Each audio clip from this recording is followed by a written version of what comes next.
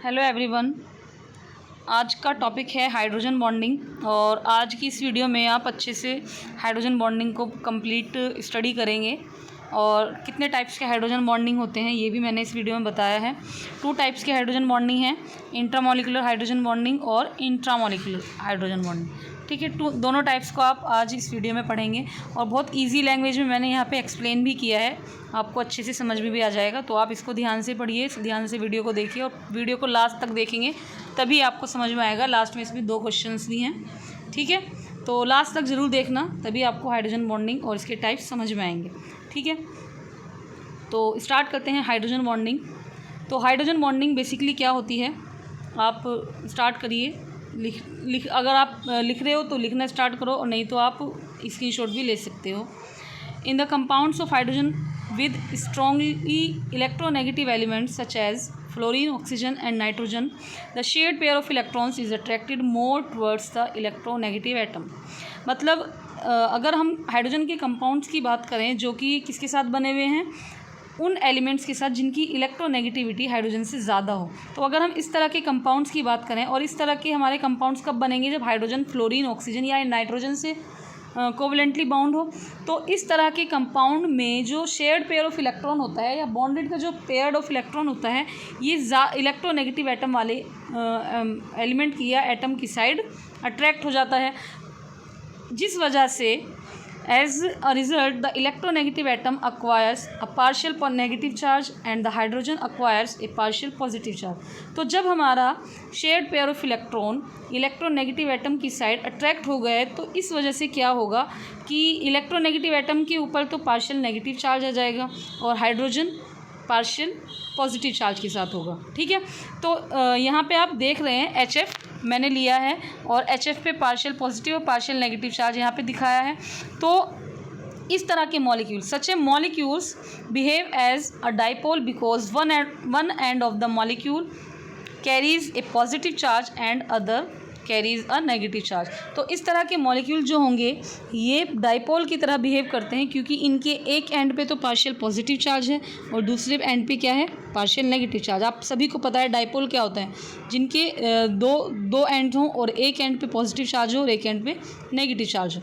ठीक है, तो इसी तरह से ये मॉलिक्यूल हमारा बिहेव करेगा।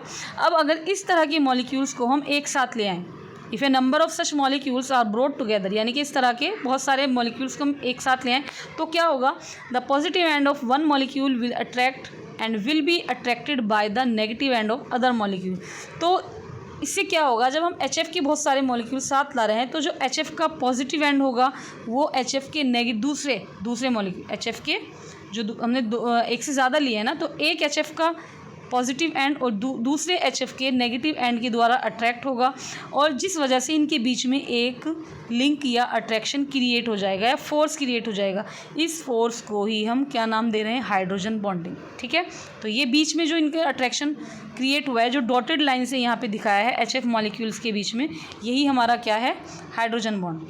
ठीक है, तो यहाँ पे ये जो सॉलिड लाइन है ये तो हमारी कोवलेंट बॉन्ड दिखाती है और जो ये डॉटेड लाइन है HF के बीच में, यही है हमारा हाइड्रोजन बॉन्ड। ठीक है, तो आई होप आपको क्लियर हो गई होगी हाइड्रोजन बॉन्डिंग क्या होती है, किस तरह से होती है और कौन से एटम्स के बीच में होती है।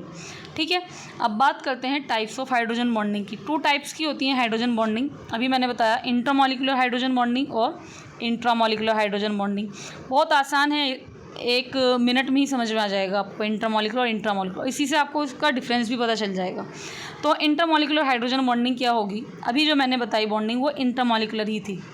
When hydrogen bond is formed between 2 molecules of a compound, it is known as intermolecular hydrogen bonding।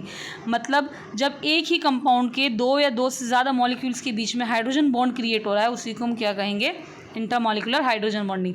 जैसे अभी एग्जांपल लिया हमने HF का, या अमोनिया का हम एग्जांपल ले सकते हैं, या वाटर का। ठीक है, वाटर का अगर हम हाइड्रोजन बॉन्डिंग देखें तो वो इंटरमॉलिक्यूलर होती है। इंटरमॉलिक्यूलर मतलब एक ही कंपाउंड के एक से ज़्यादा मॉलिक्यूल्स के बीच में बनने वाले बॉन्डिंग को हाइड्रोजन बॉन्डिंग कहेंगे। ठीक है, बात आती है इंट्रामॉलिक्यूलर की। इंट्रामॉलिक्यूलर क्या होगा, When hydrogen bond is formed within the same molecule, it is known as intramolecular hydrogen bonding।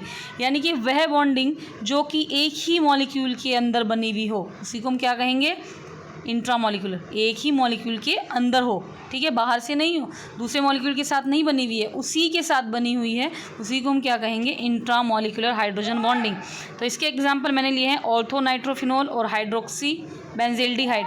तो यहाँ पे ऑर्थोनाइट्रोफिनॉल में आप देख रहे हैं H और O के बीच में जो बॉन्डिंग बनी है, इसी को हम कह रहे हैं इंट्रामॉलिक्यूलर हाइड्रोजन बॉन्डिंग। अच्छा, कभी कभी एग्ज़ाम में हाइड्रोजन बॉन्डिंग तो पूछ ही लेता है, लेकिन कभी कभी एग्ज़ाम में हाइड्रोजन बॉन्डिंग में से क्वेश्चन ये आता है, difference between intermolecular hydrogen bonding and intramolecular hydrogen bonding with example. तो डिफरेंस भी इनमें यही है कि जो एक ही जैसे दो से ज़्यादा मॉलिक्यूल या दो मॉलिक्यूल के बीच में बनी बॉन्डिंग होगी उसको हम इंटरमॉलिक्यूलर बोलेंगे, और जो एक ही मॉलिक्यूल के बीच में बनी हुई बॉन्डिंग होगी उसको हम इंट्रामॉलिक्यूलर हाइड्रोजन बॉन्डिंग बोलेंगे। तो आई होप आपको ये क्लियर हो गई होगी कि हाइड्रोजन बॉन्डिंग क्या होती है, इसके अंदर हम क्या क्या लिखेंगे, इंटरमॉलिक्यूलर हाइड्रोजन बॉन्डिंग क्या होती है, इसका एग्जाम्पल क्या है, इंट्रामॉलिक्यूलर हाइड्रोजन बॉन्डिंग क्या होती है, इसका एग्जाम्पल क्या है, ठीक है, plus difference between intermolecular hydrogen bonding and intramolecular hydrogen bonding. तो इसके बीच का पीछे का आपको फैक्ट समझ में आ गया। अब बात करते हैं क्वेश्चंस की, क्योंकि मैंने स्टार्टिंग में ही बताया था कि वीडियो के लास्ट में आपको 2 क्वेश्चंस मिलेंगे, क्योंकि एग्ज़ाम में इन क्वेश्चंस के पूछने के साथ साथ आपको कभी कभी फैक्ट बेस्ड क्वेश्चन भी पूछे जा सकते हैं। फैक्ट बेस्ड क्वेश्चन का मतलब क्या होता है कि टॉपिक से डायरेक्ट क्वेश्चन ना आके टॉपिक के बीच के जो फैक्ट हैं उनको उन क्वेश्चन में अप्लाई कराना, उसको बोलते हैं फैक्ट बेस्ड क्वेश्चन। मतलब ये हाइड्रोजन बॉन्डिंग चल रही है हमारा टॉपिक, अब बच्चे क्या सोचते हैं बस हाइड्रोजन बॉन्डिंग रट्टा मारा और चले गए एग्ज़ाम में, ऐसा नहीं होता। कभी कभी आपको कभी कभी क्या मोस्ट ऑफ द टाइम ऐसा ही होता है। अगर आपको कॉन्सेप्ट क्लियर है और कॉन्सेप्ट के पीछे का फैक्ट आपको पता है तो इससे लिंक जितने भी क्वेश्चन होंगे, जो मैं बोल रही हूँ फैक्ट बेस्ड क्वेश्चन जो होंगे वो आप कर पाओगे, ठीक है। तो इसी वे में फर्स्ट क्वेश्चन मैंने लिया है H2O is a liquid but H2S is a gas. जो BSc वाले स्टूडेंट होंगे उनको पता होगा, इस तरह के क्वेश्चन बहुत बार देखने को मिलते हैं, ठीक है। जो शॉर्ट क्वेश्चन आते हैं BSc में वे इसी तरह के क्वेश्चन आते हैं, फैक्ट बेस्ड क्वेश्चन, जो कॉन्सेप्ट के अंदर से निकल के आते हैं, जिनमें कॉन्सेप्ट हमको लगाना पड़ता है और रीज़न बताना पड़ता है। यही इसी में यहाँ पे यही पूछा है कि H2O तो लिक्विड होता है लेकिन H2O गैस होती है, H2O लिक्विड है लेकिन H2S गैस है, ऐसा क्यों है, रीज़न के साथ बताओ, ठीक है। इसके पीछे का फैक्ट है हाइड्रोजन बॉन्डिंग, ठीक है। This is due to the fact that on account of high electronegativity and small atomic size oxygen enters into hydrogen bond formation very readily. मतलब अगर हम H2O में और H2S में और S की बात करें, ऑक्सीजन और सल्फर एक ही फैमिली के या एक ही ग्रुप के सदस्य हैं, एक ही ग्रुप के मेंबर हैं, जिनमें ऑक्सीजन छोटा है और सल्फ़र ज़्यादा है। अब अगर आपको याद हो मैंने इलेक्ट्रोनेगेटिविटी पढ़ाई थी और उसमें मैंने बताया था इलेक्ट्रोनेगेटिविटी ग्रुप में कैसे वेरी करती है, कैसे करती है, अप टू डाउन। अगर हम ऊपर से अगर हम नीचे आएँ तो इलेक्ट्रोनेगेटिविटी घटती है, जिस वजह से ऑक्सीजन की इलेक्ट्रोनेगेटिविटी ज़्यादा होती है सल्फ़र के कंपैरिजन में, ठीक है। दूसरा रीज़न, ऑक्सीजन साइज़ छोटा होता है ऑक्सीजन का और सल्फ़र का बड़ा होता है, ठीक है। तो ये सारी चीज़ें इलेक्ट्रोनेगेटिविटी वाली मैंने आपको लास्ट वीडियो में बता दी थी। तो अब हम बात करते हैं, इस टॉपिक पे आ जाते हैं। तो ऑक्सीजन की इलेक्ट्रोनेगेटिविटी ज़्यादा है और सल्फ़र की कम है। अब जो हाइड्रोजन बॉन्डिंग है वो कम्प्लीटली किस पे बेस्ड है, इलेक्ट्रोनेगेटिविटी ऑफ एटम, ठीक है। इलेक्ट्रोनेगेटिविटी जिसकी ज़्यादा होगी वो आसानी से क्या बना लेगा, हाइड्रोजन बॉन्ड बना लेगा। तो यहाँ पे ऑक्सीजन की इलेक्ट्रोनेगेटिविटी ज़्यादा और साइज़ कम होने की वजह से ये आसानी से हाइड्रोजन बॉन्डिंग बना लेता है, जिस वजह से the hydride of oxygen that is H2O forms an associated molecule due to hydrogen bonding and is therefore a liquid। तो जिस वजह से हाइड्रोजन बॉन्डिंग बनने के कारण ही H2O क्या होता है, हमारा लिक्विड होता है। जबकि सल्फ़र में क्या होगा, सल्फ़र की इलेक्ट्रोनेगेटिविटी कम होती है और इसका साइज़ भी बड़ा होता है, जिस वजह से इसके पास कम टेंडेंसी होती है हाइड्रोजन बॉन्डिंग बनाने की, और H2S इस कारण से गैस होता है। तो ये एक क्वेश्चन मैंने बता दिया। इसी तरह के बहुत सारे क्वेश्चंस आप सॉल्व कर सकते हैं, ठीक है। नेक्स्ट क्वेश्चन देख लेते हैं, ये थोड़ा अलग है। Why do NH3 H2O and HF have abnormally high boiling point.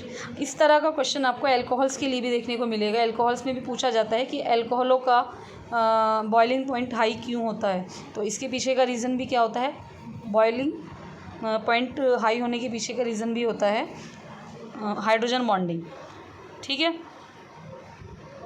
तो this is because nitrogen, oxygen and fluorine जो 3 हमें मॉलिक्यूल दिए हैं, इनमें नाइट्रोजन, ऑक्सीजन और फ्लोरीन की जो इलेक्ट्रोनेगेटिविटी होती है ये ज़्यादा होती है और एटॉमिक साइज जो होता है इनका छोटा होता है, क्योंकि तीनों डिफरेंट फैमिली से बिलोंग करते हैं। तीनों एलिमेंट जो हैं डिफरेंट ग्रुप से बिलोंग करते हैं और तीनों ही फर्स्ट मेंबर होते हैं अपनी फैमिली के या अपने ग्रुप का। नाइट्रोजन फैमिली का first member nitrogen, oxygen family का फर्स्ट मेंबर ऑक्सीजन और फ्लोरीन फैमिली का या हेलोजन फैमिली का फर्स्ट मेंबर फ्लोरीन। तो इस वजह से इनकी इलेक्ट्रोनेगेटिविटी ज़्यादा होगी और इनका साइज़ छोटा होता है।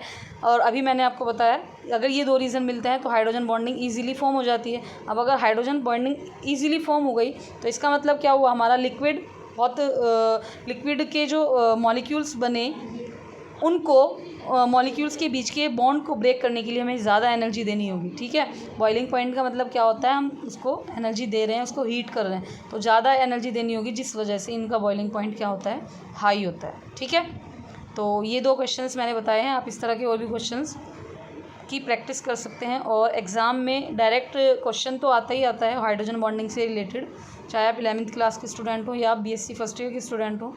और इसके अलावा इस तरह के क्वेश्चंस भी पूछ लेते हैं, फैक्ट बेस्ड क्वेश्चन। ठीक है, कॉन्सेप्ट से निकल के आते हैं। और हाँ, एक और बात, ये MCQs में भी पूछा जाता है। ठीक है, MCQs में कैसे पूछा जाएगा, जैसे 3 तो हमें इस तरह के दे दिए, जैसे सपोज़ हमें NH3 दे दिया, H2O दे दिया, HF दे दिया और इनके अलावा एक हमें दे दिया H2S।